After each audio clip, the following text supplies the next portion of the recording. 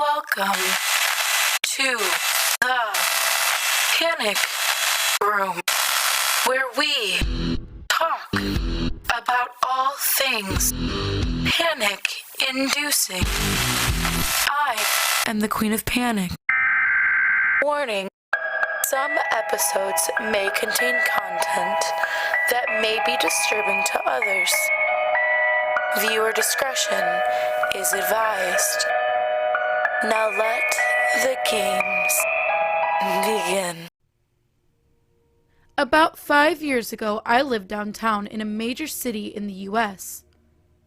I've always been a night person, so I would often find myself bored after my roommate, who was decidedly not a night person, went to sleep. To pass the time, I used to go for long walks and spend the time thinking.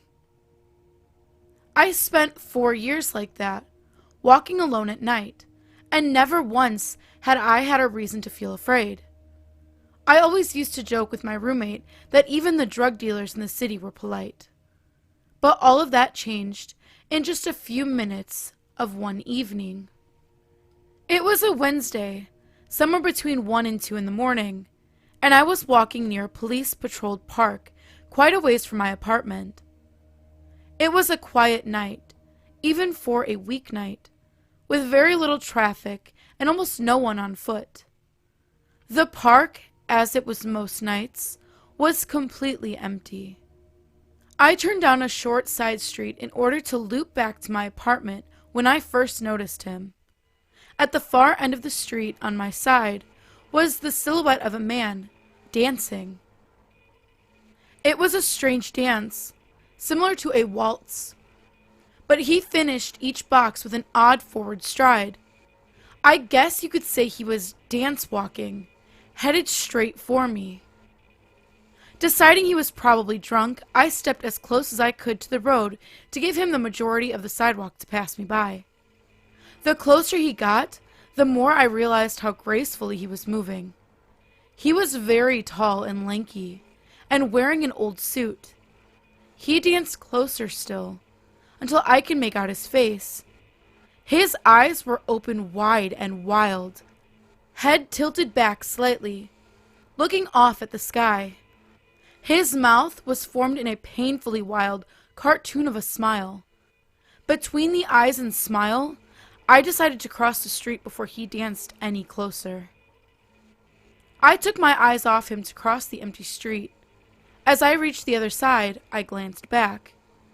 And then I stopped dead in my tracks. He had stopped dancing and was standing with one foot in the street, perfectly parallel to me.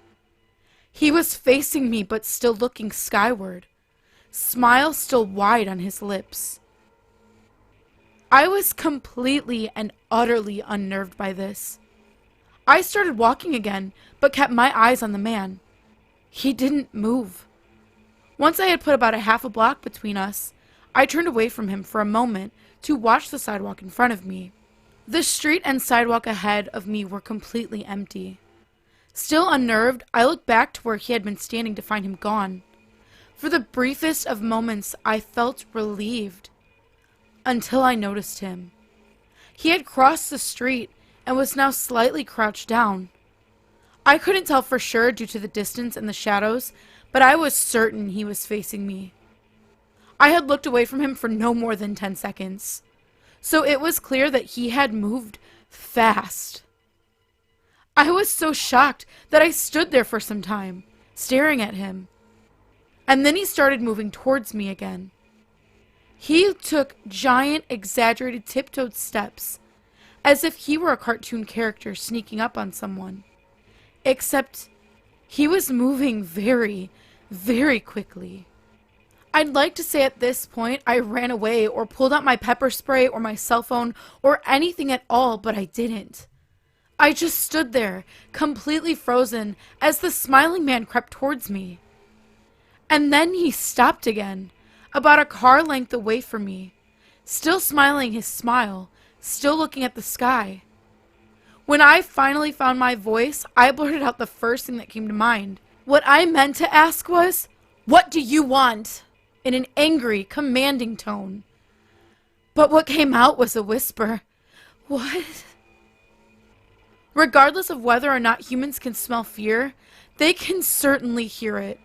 I heard it in my own voice, and that only made me more afraid. But he didn't react to it at all. He just stood there, smiling. And then, after what felt like forever, he turned around very slowly and started dance walking away. Just like that. Not wanting to turn my back to him again, I just watched him go until he was far enough away to almost be out of sight. And then I realized something. He wasn't moving away anymore, nor was he dancing. I watched in horror as the distant shape of him grew larger and larger. He was coming back my way, and this time he was running. I ran too.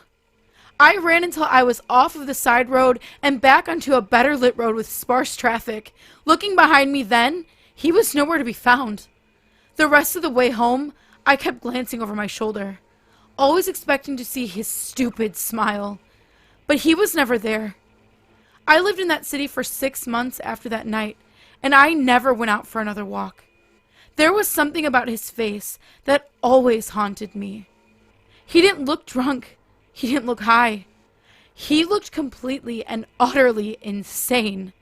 And that's a very, very scary thing to see. If you have any stories that you would like to see narrated here on the channel, please go into the subreddit and submit them there. The link is in the description. Also, we do have a Discord now. Thank you so much to Creepy Clown Girl for putting it together for us. You can come hang out with me and other narrators and get the party started, get spooky with us. That link is also in the description as well. And last but certainly not least, I wanted to introduce the King of Panic. We have a lot of brand new content coming soon with him in it. He is very talented. He does not have his own channel. He just kind of wants to be a part of this. So if you would like to hear from him once you start and you like his voice, stay tuned here. And as always, thank you for visiting the Panic Room. You have successfully made it to the next portion of your tour. Please stay tuned for your next prompt. Click the like button and subscribe to receive notifications for when the next portion of your tour is ready to join. Thank you for watching. Don't let the panic drown you.